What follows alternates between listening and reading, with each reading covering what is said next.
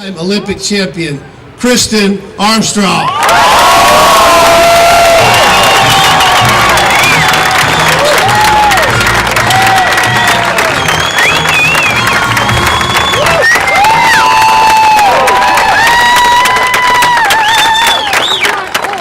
Thank you so much for being here, and I can't thank everyone up here who spoke earlier enough.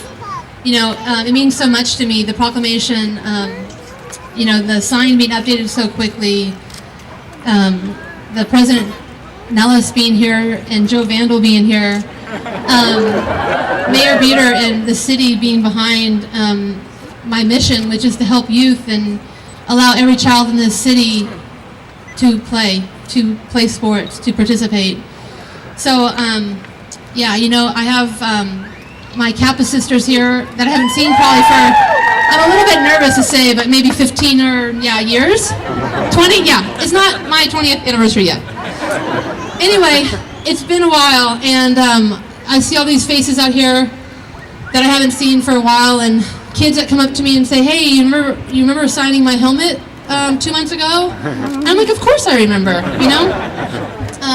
This is a special day for me. You know, I spoke a little bit up at the depot before we headed down Capitol Boulevard, and that depot is starting to have quite a bit of meaning to me.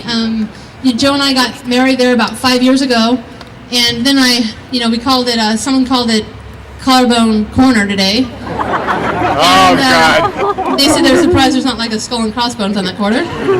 And then to actually meet up with part of the community today to ride down in my honor, I'm speechless. There are, you know, I may repeat myself for those of you who were up there at the beginning of the ride, but I have to be honest with you, when I think back about my memories back in Beijing and what I really remember about Beijing, I don't remember the race very much. It was such a pain cave that when people say, what was that like? I'm like, I don't remember.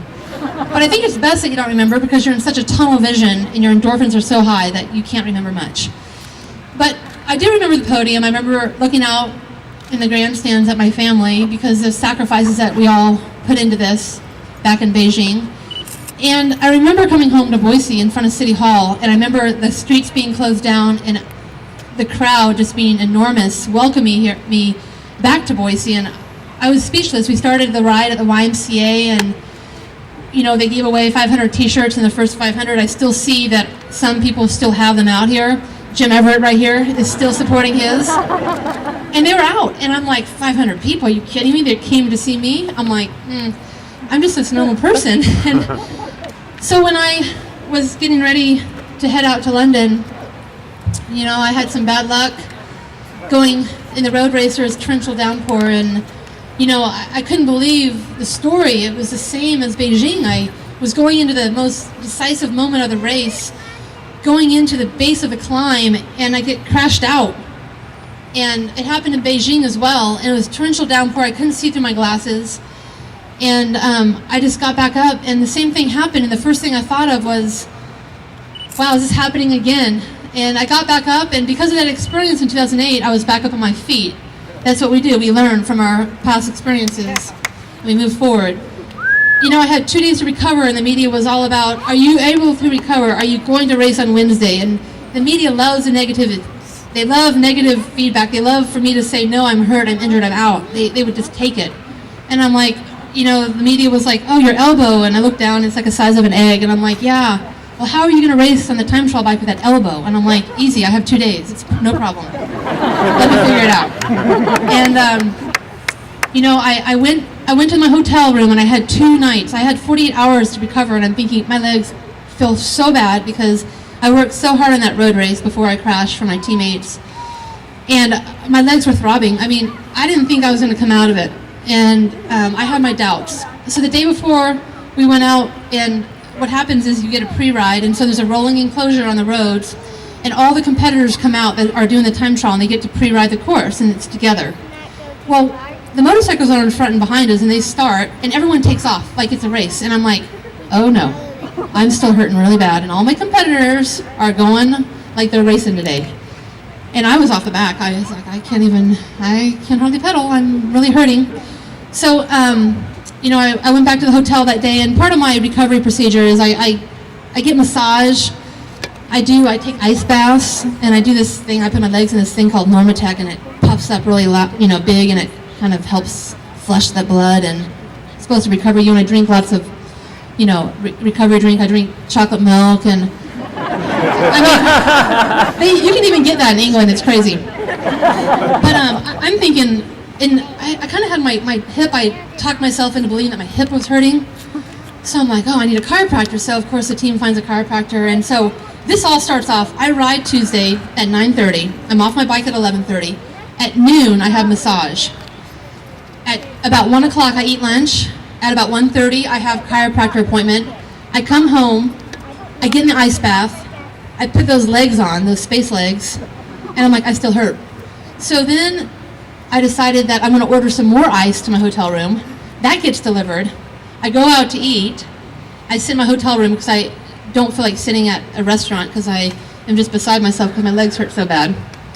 And then I put those space boots on again before I go to bed, and I'm like, oh no, I'm just hoping for the best tomorrow. But hey, the positive side is I still had like 10 hours till I raced. A lot of things can happen in 10 hours. And it's kind of like, a deadline, in like a big corporation, and you have this big, deadline proposal, and don't tell me you get it done 10 hours before it's due. It's not true. So same thing with athletic legs. They're not ready till they're ready. So that morning I went out, and the roads were closed. There was so much security on the roads that I tried to get on the course, and my hotel was right on the start-finish line, and there was people lined up every 10 feet. And I got on, and they're like, ma'am, you need to get off your bike right now. And I'm like, no, I need to get on the course. Ma'am, get off your bike now. And I'm off my bike, and I'm halfway in tears because this is just not going my way, and I can't get out of a hotel and ride. And so finally this police officer sees me, and he sees that I'm really upset. And I said, I'm just a competitor here, and all I want to do is ride the course. And so he looked at me, and he had a motorcycle, and he said, just follow me, ma'am. So he took me. I was the only athlete on the course that morning because I got an escort from a cop because I was kind of sad. So after that ride, I was like, wow, I feel really good. And when Lance Armstrong says he feels really good, he gets on the radio to his teammates and he says, no chain, no chain. That means you feel like you have no chain on that day. It feels so smooth. No resistance. And I'm like, going out there, and there was a little bit of climbing, and I'm like, don't test your legs, Kristin, don't test them. Nope, they're good. And my coach, when I got home, he was like, how are your legs today? I'm like, fine. And he was like, all right, I think you're ready because you're all stressed out. I'm like, yep. And he, Joe, in fact, had asked Jim, what do you think about Kristin? You think she's ready? And Jim's like, oh yeah, she snapped at me like a couple times already. She's fired up. So because I had the number 1 on my back and I was able to go last, it's a great thing because you have the time splits, but it's also nerve-wracking because you have to sit in that start house and wait for that time to go. So I sat there and I was nervous as you can even imagine. And then for those of you who saw me on the TV, it wasn't a joke. I was getting very upset at the person who was holding me. Because when they held me, they're supposed to hold me still, and I was like leaned to the right, thinking I'm going to fall off my bike, and so I said to the left, and he leaned me more to the right. And I don't know if he was going to his right or whatever right he was going to. So I thought I was going to fall over, then I said left. I'm thinking the whole time, this is going to be really embarrassing in front of everybody when I fall. So it all worked out, and that day was so similar to Beijing. I was focused, tunnel vision. My coach in my radio, he would tell me time splits, but I didn't hear because the crowds were so loud and cheering so loud, I couldn't hear. But I kept telling myself that he must have said I was down. I better go harder. He told me I was down for sure. So I just kept on going harder and harder, but every time he told me to put a little bit more power into my pedal stroke, I heard that, and it didn't hurt. So when he told me to settle in, I'd settle in. When he told me to go harder, I can go harder. It was like I had no pain that day. And when I finished, getting up on the podium, listening to the national anthem, and then having Lucas and my husband come up, it was amazing.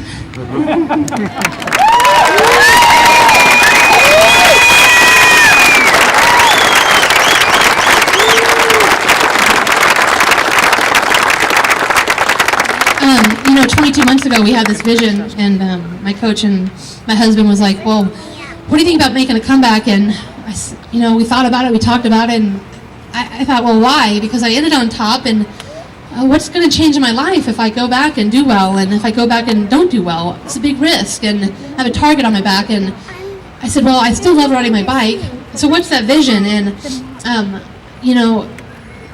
that vision was having Lucas on the podium with me. And that vision was for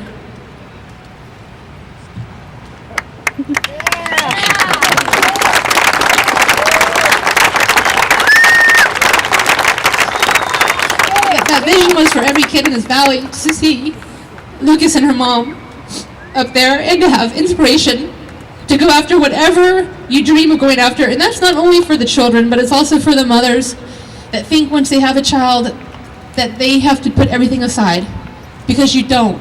It's all about balance, and you can do it just like I did it.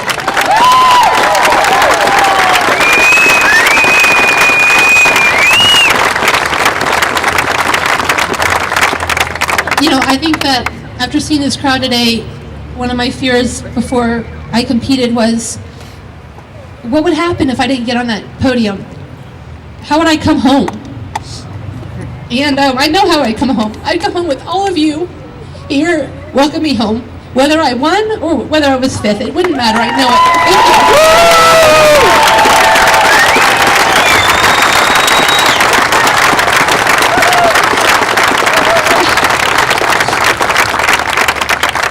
When people ask me why I live and train in Boise, Idaho, I try to tell them, I try to explain it to them. I brought my team here, I brought some of my teammates here, and they get it now, and I'm so happy to be here, and I'm so thankful for all of you being here today. Thank you.